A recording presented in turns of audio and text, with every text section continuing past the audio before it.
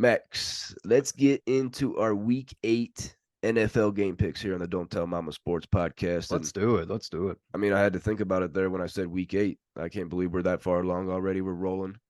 And Week 8, we actually have no buys. Nobody's on a buy this week. Okay, we got Nice. 16 games. Got a full segment here.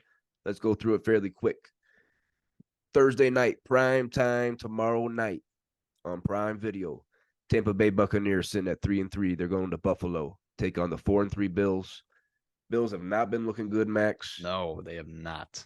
But neither have the Buccaneers. They just dropped 2 at home. I got the Bills in a bounce back game. Have the Bills lost? The Bills have lost 2 of 3. Lost to the Patriots last week. That was inexcusable. I mean, what are you doing? What the heck? Bounce back game for the Bills at home. I agree. I got the Bills. Wake up. Come on. We both picked them to go to the Super Bowl. Let's go. To win the Super Bowl, yeah. To win the Super Bowl. What are you doing? We both picked them. Both picked them. Wake up. Moving into Sunday, no London games, no Germany games this week, so don't need to set your alarms too early. But we got the 4-3 Atlanta Falcons going to Nashville, your new home, to take on the Tennessee Titans, sitting at 2-4. Titans coming off a bye, Falcons coming off a road win at Tampa Bay, if I'm not mistaken. Don't know if Ryan Tannehill is going to play. Don't think it matters. This is my first time this year picking against my Titans. Mike Vrabel, Coach Vrabel said that if Tannehill doesn't play, they're going to mix in both Malik Willis and Mr. Mayo Levis. That's not a recipe for success. There's rumors King Henry could be on the trading block. Oh, wow. It's getting a little nasty in Nashville a little early. Atlanta gets this one done on the road. Sorry, Titans. I got nothing else to say. You literally nailed it on that. You know a lot about your Tennessee updates. I got the Falcons. I still believe the Falcons are going to win the South. They're going to take this one at Tennessee. It hurts me. It hurts me. First time this year I picked against them.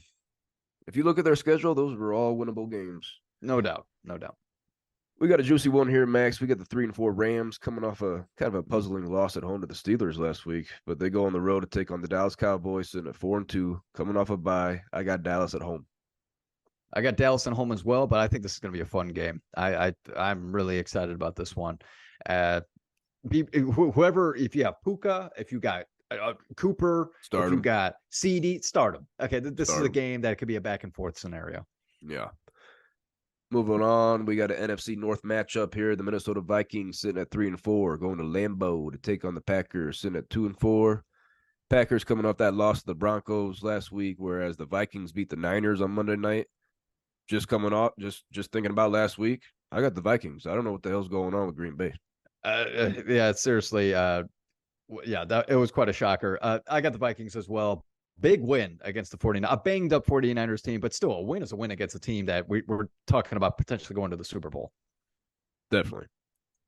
We got a nice one here, still in the morning slot. Both teams sitting at 3-4. Got the Saints going to Indianapolis to take on the Colts. You know, we saw the Colts get hosed last week. I'll say it. You know, the Colts are probably the team we shit on the most, maybe here. We talk a lot of shit about the Colts. But well, I think we can both say that they got hosed last week by those calls in the end zone, the uncatchable ball that was called a pass interference or whatever. That's too bad. That sucks. Jonathan Taylor's getting back in the mix. I love to see that as my fantasy keeper. This one's a toss-up, Max. I'm going New Orleans, though. You know what? As I say that, it reminds me Chris Olave got arrested this weekend. I don't know if you saw that. No way. Reckless, got arrested? Reckless driving, if I'm not mistaken. Just popped into my head. If he doesn't play, I don't know what's going on with Derek Carr. Alvin Kamara has become the best receiving running back ever. Yeah. But Colts can put up a lot of points. I don't know if the Saints can score with the Colts if there's no Chris Olave. I'll unfortunately take the Colts at home to go to 4-4. Better than I thought. Real quick, I got to find out what is going on with that Chris Olave incident because we might be nominating our very first douchebag of the year. Letting down your team, especially when you're trying to, I mean, like you think they're going to win the South? They are very capable of doing it. They're not winning the South without Chris Olave. But I'm going to go with the New Orleans Saints. I'm going to pick them right now. I think the defense is too damn good. Defense is really good. That's a toss-up game. I might go back to the Saints. I don't know. I don't feel good picking the Colts. It feels icky to me. Got an AFC East matchup here. The 2-5 Patriots coming off that big win against the Bills. They go down to Miami, South Beach, play the Dolphins, coming off that loss to the Eagles on Sunday night. That juicy one we were waiting for. Dolphins get back on track. Patriots cannot score with the Dolphins. I agree. Go Dolphins. Tua, come on, baby. I need 3 touchdowns from you this week. Let's go. We got a battle for New York here. The Jets and the Giants. Jets sitting at 3-3, Giants at 2-5. Both teams suck. Don't know if Daniel Jones is going to play. Don't know if it's a QB controversy when he gets healthy. Don't really care. The Jets are better offensively and defensively. Jets get this one done. Jets have a damn good defense, and I'm expecting 5 sacks. Okay, because the Giants don't know how to block. All right, so I got Jets. Staying in the morning games on Sunday. This might be the juiciest one here, Max. Yeah. This might be the juiciest one. The 5-2 Jacksonville Jaguars go to the Steel City to take on the Pittsburgh Steelers at 4-2. I might surprise some people here. I think the Jags have been playing over their head. Pittsburgh impressed me last week with that win against the Rams in LA. Yeah. I got the Steelers getting this one done at home, picking off Lawrence twice. You know, ETN, what has he had? 2 tutties in each of the last 3 games. Travis Etienne has been the man, but he doesn't get it done this week against the Steelers because the Steelers are damn good defensively. Steelers are good. Yeah, no, you're absolutely right. They're surprising some faces. We thought that their offense was going to suck, but they're figuring things out. Najee Harris got in the end zone last weekend. It's about time if you're a Najee Harris owner. But I am still going to go the Jacksonville Jaguars. I like what they're doing. I think that their offense is smooth. I think it's pretty smooth. You're right with ETN. I like Christian Kirk. Christian Kirk is looking great. Evan Ingram as your tight end is looking fantastic. Trevor Lawrence, don't eat popcorn before you go out on the field. Okay. Why does he drop the ball? He fumbles so much. It's kind of annoying. But I still got the Jaguars. It's going to be a close one though. It's going to be a tight game expected. Travis Etienne, 2 rushing tutties each of the last 3 weeks. He's running back 3 on the season, and he was a My Buddy Mr. Tutty guarantee, a 20 burger guarantee last week on the Don't Tell Mama Sports podcast. Travis Etienne is looking like more and more like a keeper every week here. Oh, I would definitely be thinking about that. Yeah. We got a rematch here, a divisional rematch already here in week 8. We got the 6-1 Philadelphia Eagles going to Washington to take on the football Queefs, sitting at 3-4. This game happened back in week 4 and was a 34-31 win by the Eagles in OT. Pretty surprising game in Philly. I think the Eagles figure some things out coming off that big win against Miami. Eagles get this one done on the road. I got nothing more to say. I got the Eagles. I think this one's going to be a blowout. Last game in the morning slot on Sunday. The 3-3 Houston Texans go on the road, take on the winless 0-6 Carolina Panthers. I was back and forth on this one. Both teams coming off a bye. Who knows if the rookie figured anything out, Bryce Young. I want to take the Panthers. I want to take them to get their first win. But I can't. I think Houston's too explosive. CJ Stroud looks great. Looks better than Bryce Young. Here's a matchup of the top 2 picks of this year's NFL draft. I got Houston getting it done on the road, Max. I agree. I got Houston. CJ Stroud is looking like the rookie of the year. I'm going to call it right here. He's looking damn good. Yeah. Excuse me. Moving in to the afternoon games on Sunday. We got a couple good ones here. Both teams sitting at 4-2. We got the Cleveland Browns going to Seattle to take on the Seahawks. The Browns defense is amazing. Myles Garrett last week with, the 2 forced fumbles, sacks. I mean, he's a monster, but no Deshaun Watson, no Nick Chubb. The offense put up 37 against the Colts last week, but the Colts defense sucks. Yeah. They're not going to get it done on the road. I got Seattle at home. Hopefully DK comes back. Geno was my extra juicy quarterback last week. Kenneth Walker's a beast. Seahawks at home. Let's go Seahawks at home. Come on, Kenneth Walker. Let's keep it rolling, man. That guy just keeps on rolling. He is also, go Breezy, looking like a keeper in my book. And also real quick with the Cleveland Browns, if somehow Kareem Hunt is still in on the waiver wire in your fantasy leagues, you better go scoop him up right now because I got him. I'm quite happy. I can't wait to put him in my lineup. Not this week though. When did you get him? Last week. Oh, nice. We'll see. We'll see. Divisional matchup here in the afternoon slate.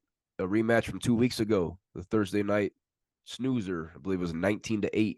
The Chiefs beat the Broncos, but this time, this one's going to be in Denver. Broncos coming off that win against the Packers last week. Do you see them going on a winning streak here?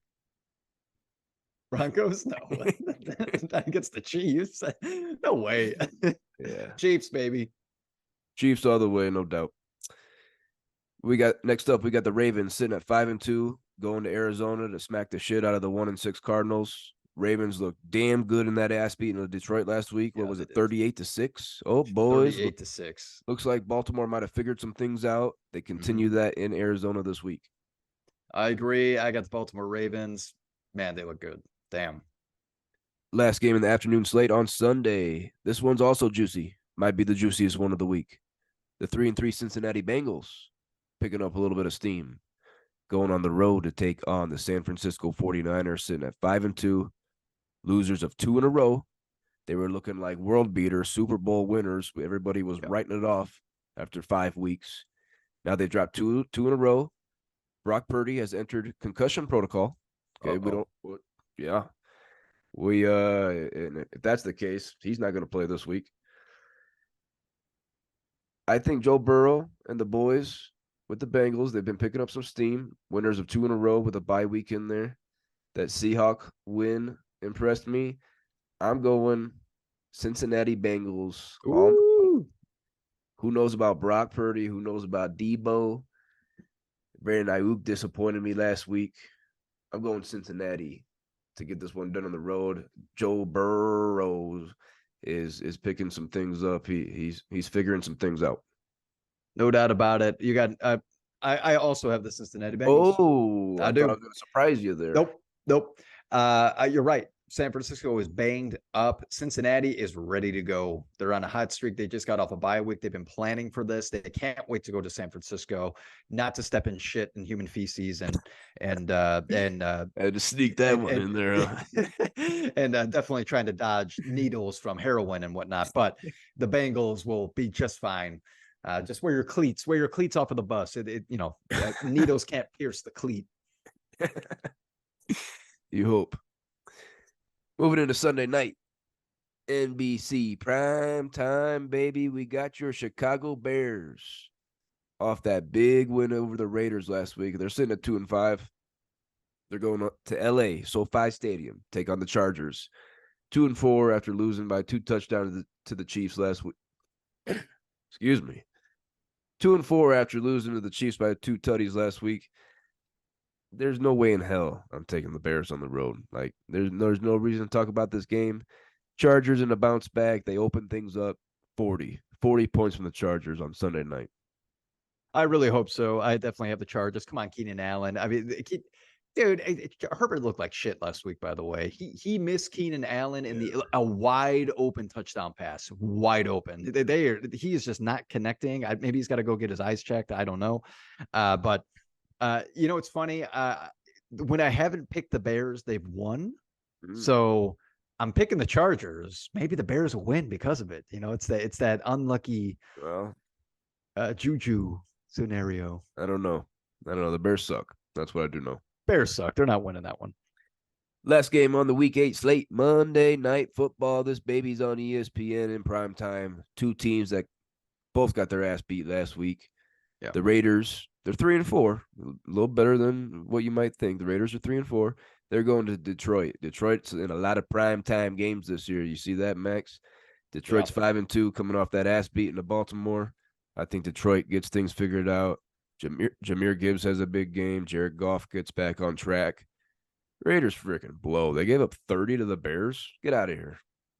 I honestly, get out of here. Raiders suck. Lions all the way. I hope, I hope that this Monday night game is a lot more fun than we think. But Lions, they bounce back game. They need it.